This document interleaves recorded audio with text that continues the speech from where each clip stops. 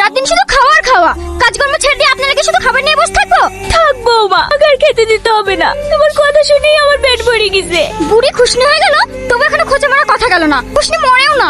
ভাবি, খালাম্মাকে এইভাবে বকছো কেন? উনি কি করেছে? কি গো, এত বকছো কেন?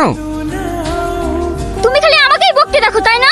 একটা কথা পরিষ্কার বলে দিলাম, এই বাড়িতে তোমার মা থাকবে আর নইলে আমি থাকবো। এটা কোনো কথা হলো? কেন আমার মা কি করেছে? তোমার মা আমাকে জানাই তাই বলে গাল দিয়েছে। ওর এক্সামের সমস্যা, সারাদিন রাত শুধু খুব খুব করে কাজে।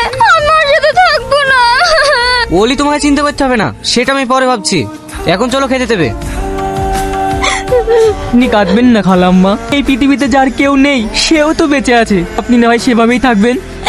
এইসব নিয়ে আমি ভাবছি না রে বাপ। সোহেল, এই বাড়ি থেকে আমাকে দূরে কোথায় নিয়ে যেতে পারবি?